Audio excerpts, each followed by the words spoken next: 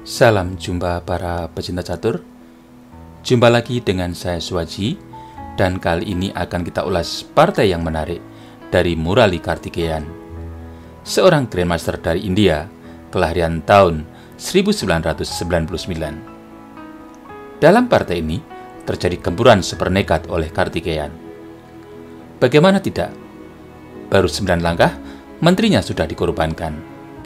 Dan yang lebih heboh lagi, yang dihadapi kali ini adalah Alireza Firoza, pecatur muda jenius dan berbakat yang namanya lagi naik daun dan banyak digadang-gadang sebagai pemegang sabuk juara dunia di masa depan.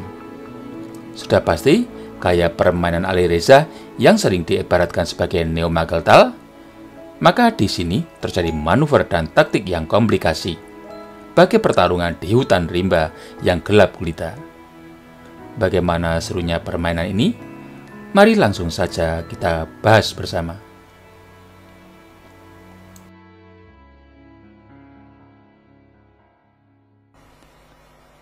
Alireza Firoza membuka permainan dengan pion D4 dan Murali Kartikeyan membalas dengan kuda F6, pion C4, pion G6.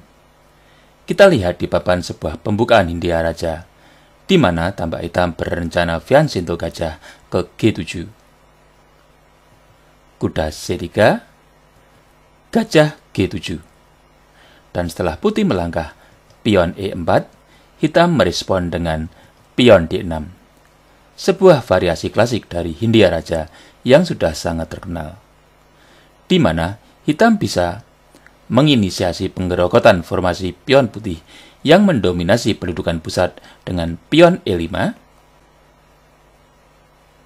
atau C5. Dan di sini putih melanjutkan dengan pion H3. Sebuah langkah yang dipopulerkan oleh Vladimir Makogonov dalam pembukaan Hindia Raja. Maka ada yang mengabadikan ini sebagai variasi Makogonov. Rokade, gajah E3. Dan di sini sering kita lihat hitam mengorbankan sebuah pion dengan pion C5. Dan umumnya putih enggan menerima pengorbanan pion hitam ini, karena bila pion pukul pion C5, pion pukul pion C5, menteri pukul menteri D8, benteng pukul menteri D8, gajah pukul pion C5, kuda F D7, hitam dianggap mempunyai sedikit keuntungan strategis, seperti gajah G7 yang sangat perkasa di diagonal panjang petak gelap, dan kuda B8 siap meloncat ke petak alaminya untuk menduduki petak-petak strategis seperti B4 dan D4. Kembali ke permainan semula. Maka dari itu, di sini putih memilih mengembangkan kuda ke F3. Menteri A5. Pengembangan menteri sekaligus melancarkan pin terhadap Raja Putih. Di sini, langkah sederhana menteri ke C2 merupakan lanjutan yang paling umum bagi putih untuk memperkuat kuda C3 dan menjaga peta E4 dari gempuran kuda hitam. Namun kali ini, putih menyikapi dengan kuda D2, pion pukul pion D4, kuda B3, memberi tekanan terhadap menteri hitam. Dan pada posisi ini, saya tidak akan menanyakan apa langkah yang terbaik bagi hitam, tapi cuma ingin para pecinta catur menebak langkah apa yang dilangkahkan hitam di sini. Baik, saya kira semua sudah punya tebakan masing-masing. Dan pada posisi ini, hitam membuat langkah yang tidak hanya super berani, tetapi juga super nekat dengan menteri pukul kuda C3 sekat. Baru 9 langkah menghadapi Alireza, dan secara elo rating juga terpaut cukup signifikan, berani korban menteri.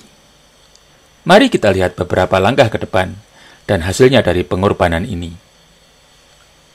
Pion pukul menteri C3, pion pukul gajah E3. Kalau pion putih F pukul pion E3, tentu akan ada tambahan pion yang menumpuk di lajur E. Maka dari itu putih melangkah pion F3.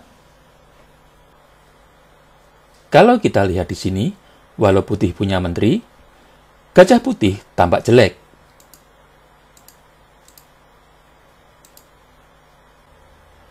Dan di sisi lain, gajah hitam petak gelap menduduki dan punya pengaruh yang kuat di diagonal panjang petak gelap.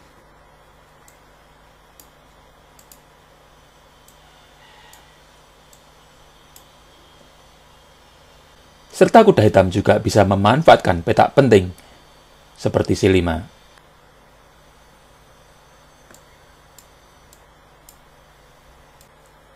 Atau mungkin E5. Sebuah peta outpost yang cukup ideal untuk kuda. Kuda H5. Memberi kesempatan gajah untuk menekan petak penting C3. Dan putih menjaganya dengan menteri C1. Dengan tempo tekan pion hitam E3. Gajah H6 untuk menjaga pion E3, pion G4, kuda F4. Tentunya Grandmaster sekelas Ali Reza tak akan terjebak dengan pukul pion hitam E3 yang tampak gratis. Karena adanya taktik kuda ke G2, skak, yang akan mengakibatkan menteri hitam melayang. Maka putih melangkah Raja D1, kuda E6. Memberi kesempatan gajah hitam untuk melindungi pion E3 dan menempatkan kuda ke petak yang ideal dengan memantau petak F4 dan C5. Raja C2, kuda C6, pion H4 dengan ide pion G5 untuk membungkam gajah hitam, dan gajah hitam berkelit ke F4. Menteri D1, kuda E5. Sebuah reposisi kuda ke petak pusat yang strategis, dan juga untuk menekan pion C4. Kuda C1, gajah D7, pion A4, benteng A C8, kuda E2. Mencoba mengusir gajah yang bagai duri dalam tenggorokan. Gajah H6, pion G5, gajah G7. Menghindar dari terkaman pion hitam dan malah mendapat tempat yang strategis untuk menambah tekanan di diagonal panjang petak gelap dan tentu memperlemah lajur C. Gajah H3, kuda pukul pion F3, menteri D3, kuda E5. Mengembalikan kuda ke petak yang aman dan mengincar pion C4 agar lajur C yang terdapat Raja Putih semakin lemah. Menteri pukul pion E3, kuda pukul pion C4, menteri F2, benteng C5. Reposisi benteng ke petak yang lebih strategis dan aman berkat adanya perlindungan pion D6. Benteng HB1, gajah C6. Memberi perlindungan terhadap pion B7 yang ditekan benteng lawan, dan sekaligus tekan pion pusat E4. Gajah G2, pion F5. Berusaha membongkar lajur F yang terdapat menteri lawan, dan agar benteng hitam lebih lincah. Pion pukul pion F6, gajah pukul pion F6, benteng F1, gajah pukul pion C3. Memberi ancaman terhadap benteng di A1, dan memberi kesempatan benteng menekan menteri F2. Dengan adanya tekanan hitam yang begitu masif, maka putih akhirnya terpaksa mengembalikan menterinya dengan menteri pukul benteng C5. Kuda pukul benteng C5. Benteng pukul benteng F8 skak. Raja pukul benteng F8. Raja pukul gajah C3. Kuda E5. Pion A5. Setelah terjadi saling korban menteri dan berbagai manuver, kalau kita amati di papan, ada perbandingan buah. Sebuah benteng putih berbanding kuda hitam plus 3 pion. Dan hitam mengambil keuntungan pion lagi dengan kuda pukul pion E4 skak. Gajah pukul kuda E4. Gajah pukul gajah E4. Kuda D4. Kita lihat di sini, hitam sudah cukup unggul. Tapi bagaimana hitam menyelesaikan babak akhir ini dengan baik? Mari kita simak selanjutnya. Gajah D5. Kuda B5. Pion A6. Kuda C7. Gajah C6. Benteng F1 skak. Raja G7. Kuda E6 skak. Raja ke G8 atau ke H8 tentu akan terjadi skakmat dengan benteng ke F8. Maka hitam melangkah Raja H6. Benteng F8. Raja H5. Benteng H8. Pion H6.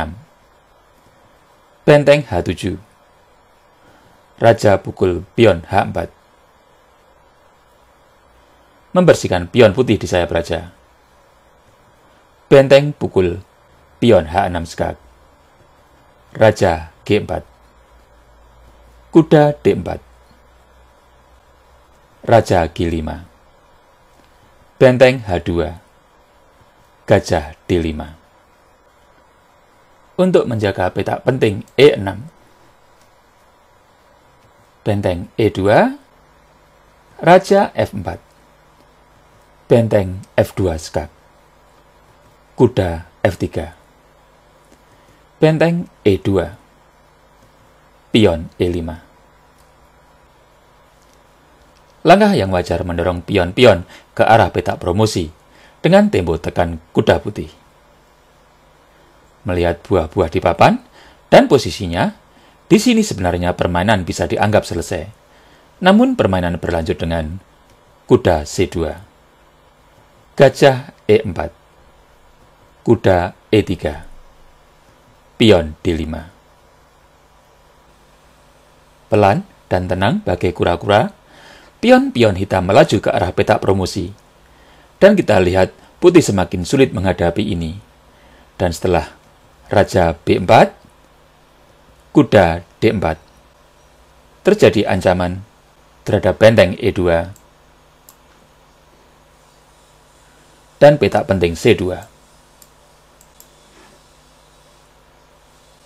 Benteng E1. Dan setelah Raja F3, putih menyerah. Karena Raja Hitam akan segera menduduki petak lemah F2. Yang akan membuat perwira putih, baik itu kuda maupun benteng, akan jatuh. Dan tentunya hitam menang dengan sangat mudah.